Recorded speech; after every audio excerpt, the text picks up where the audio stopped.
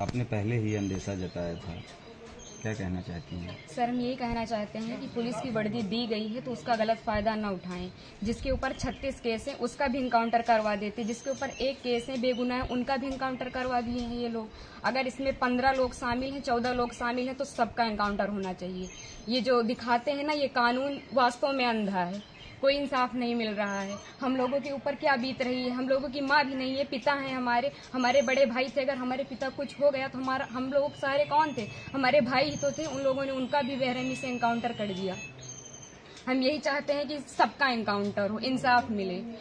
इस सरकार में हम अभी तक तो सरकार के खिलाफ कुछ नहीं बोल रहे थे, लेकिन वास्तव में जो हो रहा है बहुत गलत हो रहा है। ये नहीं होना चाहिए, चाहे फिर इसमें विपक्षी पार्टी हो या फिर कोई भी हो, कोई भी नेता हो, जो करवा रहा है बहुत गलत करवा रहा है। हम लोगों को इंसाफ मिलना चाहिए, ऐसा नहीं होना चाहिए था। जो किए हैं बहुत गलत किए हैं। भगवान तो उनको सजा देंगे ही, लेकिन उनको भी सजा मिलनी चाहिए कानून की तरफ से। अगर कोई गुनाह करता है तो उसकी सजा कोर्ट देता है, ना कि पुलिस ऐसे इनकाउंटर कर देगा।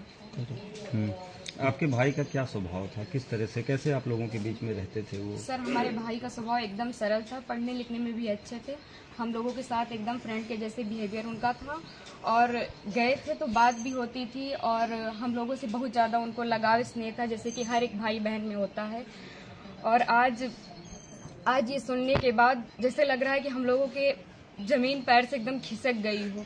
जो कानून ने किया उनको ऐसा नहीं करना चाहिए। अगर वो मिल गए थे, झूठी दिखा रहे हैं कि फायरिंग हुई, मुठभेड़ हुआ। अगर कोई छिप रहा है डर कि हमारा एनकाउंटर ना हो जाए, तो ये झूठा अफवाह क्यों फैला रहे हैं कि फायरिंग हुई, मुठभेड़ हुआ? कुछ नहीं हुआ। उसमें फिर पुलिस को भी मरना चाहिए था ना, पुलिस का एनकाउंटर क्यों नहीं हुआ? आखिरी बार कब आए थे आपके भाई? आखिरी बार 3 जून को आए थे, 4 जून को उनका टिकट था, वापस चले गए थे सूरत, वहीं रहते थे। तो क्या एक साजिश तहत आपके भाई की हत्या हुई, एसटीएफ ने कराया? और इसमें जो विपिन सिंह हैं और जो विनय शुक्ला हैं, वो हमारे घर पे आए थे, 3-4 बार आए थे, और हमारे भाई पढ़ाई करते थे। अभी तक हम ये सब बयान नहीं करना चाहते थे, लेकिन अब हम एकदम सच्चाई बता रहे हैं।